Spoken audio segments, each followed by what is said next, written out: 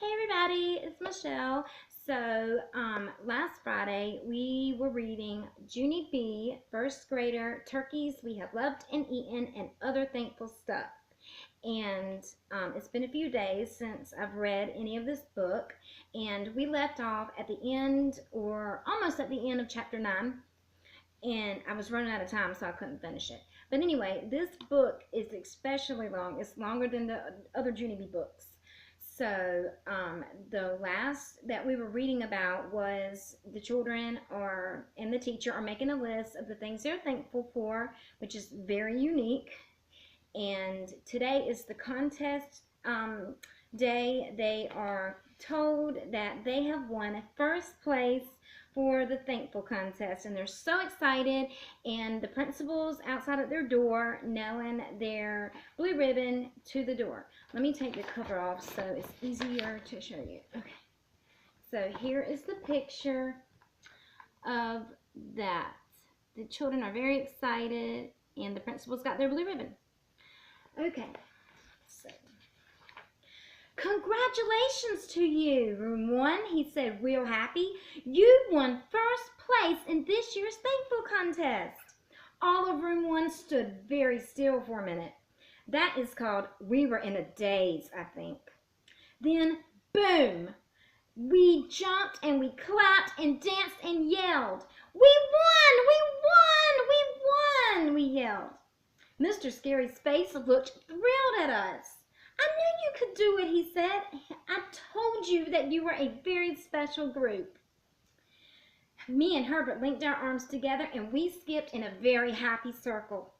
We won, Junie B, Herb hollered Herb.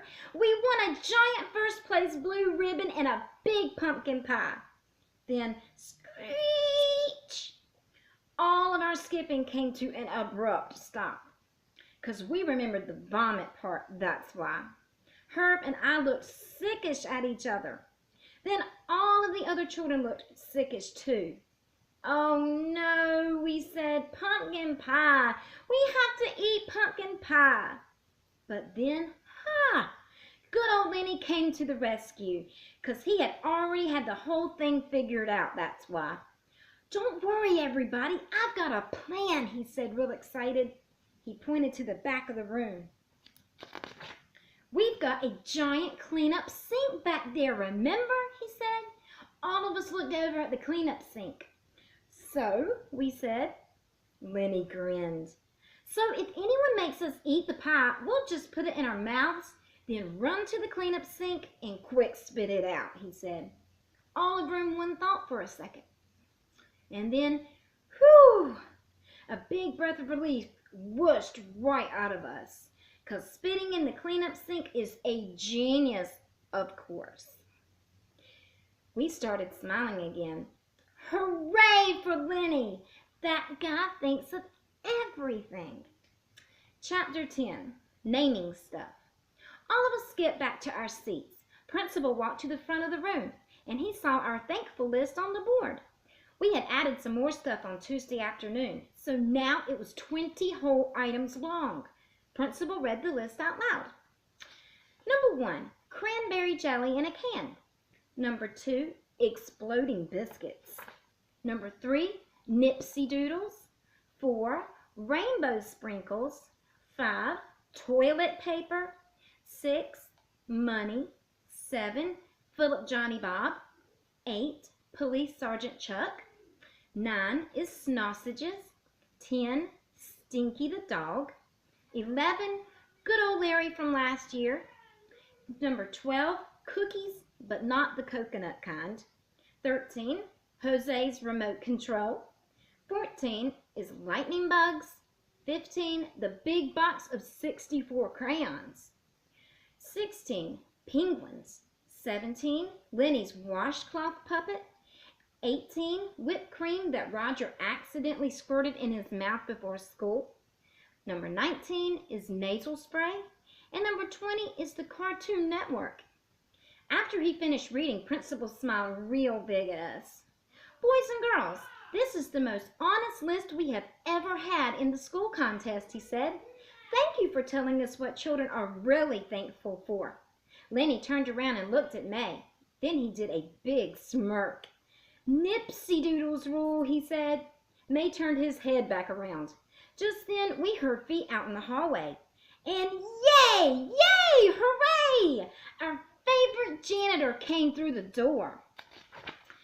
"Gus Filoni! It's Gus Filoni!" I shouted, real thrilled. Gus Filoni is the nicest janitor in the whole entire world. He was pushing a cart with a table and folding chairs on it. I jumped up so he could see me. "Gus Filoni, it's me! It's Junie B. Jones!" I yelled. "Did you hear we won the Thankful contest? Did you see the blue ribbon on our door?" I hurried to the front of the room. "What do you have there, Gus Filoni? Is that folding chairs for our feast today? 'Cause maybe I could help you with them." Gus Filoni did a chuckle at me. "Well, Junie B. Jones, don't you look nice today?" he said. "You're all dressed up like a pilgrim girl." I nodded. "Yes, I know," I said. "At first, I did not want to be a pilgrim girl, and so me and Mother had a tussle behind the trash can. Only now I am hardly even sweaty. Plus, also, I can spit pie in the cleanup sink, and so my whole entire mood got a lot better." Gus Filoni looked real confused at me. Principal looked confused too. Mr. Scary walked me back to my seat, and he said for me to please stay put. After that, Principal helped Gus Filoni and Mr. Scary set up the table and chairs. And wait till you hear this. All our guests had signed up to bring the feast food, so room 1 didn't have to make a thing. I tapped on my friend Herbert. "What kind of food is your mother bringing?" I asked. "My mother and my Grandma Miller are bringing cranberry jelly." Herbert turned around. "My mother had to work today, but my grandmother is going to bring carrot sticks." "Oh boy," I said, "I love carrot sticks." Lenny grinned. "Me too," he said. "My grandmother is coming to the feast, but she's a terrible cook, so I signed her up for some napkins." Sheldon heard us talking. "My Uncle Vern is coming with my Grandpa Ned Potts, and they're bringing tater tots," he said. I did a gasp at that delicious news. "Yummy, yum, yum," I said. "Tater tots." May threw her head back. "Pilgrims and Indians did not eat tater tots," she said, real annoyed. "My mother is bringing the real kinds of food that they ate at the Thanksgiving." She stood up at her desk and she swung her long braid again. "My mother is bringing squash and beans and stewed onions," she said, real proud. After that, room 1 got very quiet. We were thinking about stewed onions, I believe. Then, one by one, we all turned around and we looked back at the cleanup sink again. I glanced at Lenny. "That sink is going to get a real workout today," I said. Just then, we heard more footsteps out in the hall. And yippee, yippee! Our first Thanksgiving guest was here. It was Lucille's Richie Nana, and she brought her real, actual chef guide with her.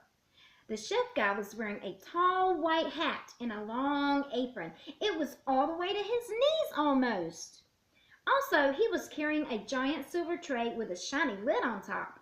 He put the tray on the feast table and he pulled off the lid.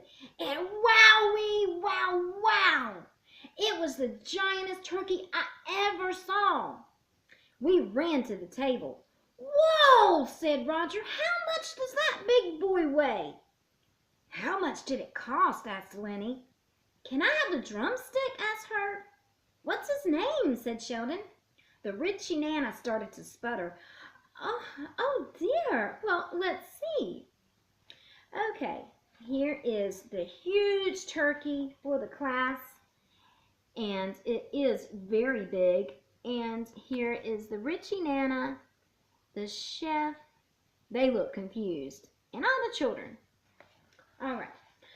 Oh dear. Well, let me see. I didn't really shop for it myself, so I don't know what it weighs or what it costs. And, I don't think it has a name, she said. She raised her eyebrows up at the chef guy. "Does it?" she asked. I thought for a second. Then I clapped my hands. I've got an idea, I said. Let's name him Mr. Turkey Pants, I said. Then I laughed and laughed, and all of room 1 laughed too. Names are always funnier if you add the word pants on the end of them, I think. My grandpa Frank Miller taught me that lesson. Just then, another guest came through the door. It was Herb's grandmother, and she had a big white bowl full of carrot sticks. "Whoa, that is a lot of carrot sticks, madam," I said. Sheldon looked at me and grinned. "What's their name, Junie B?" he asked. I thought again. "Their name is Mr. Crunchy Pants," I shouted. After that, all of us laughed even more. Mr. Scary said, "Go back to our seats."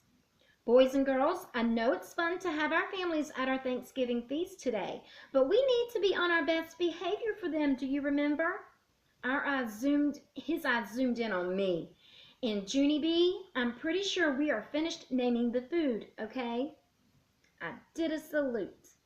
"Aye, aye, Captain," I said. I am a hoot. Just then, I turned my head and I saw my mother come in with Grandma Helen Miller. And yippee! My Grandpa Frank Miller came too. They put a big bowl of jiggly cranberry jelly right on the table. "Hey, look! It's Mr. Jiggle Pants!" I shouted. Mr. Scary did a frown at me. Mother and Grandma Miller frowned too. Grandpa laughed real loud. Then Grandma poked him with her elbow. I slid way down in my chair. "Oops," I said. "Sorry." Then I covered my mouth with my hand, and I didn't name food for the rest of the day. All right, that's the end of chapter 10, and next is chapter 11, the feast.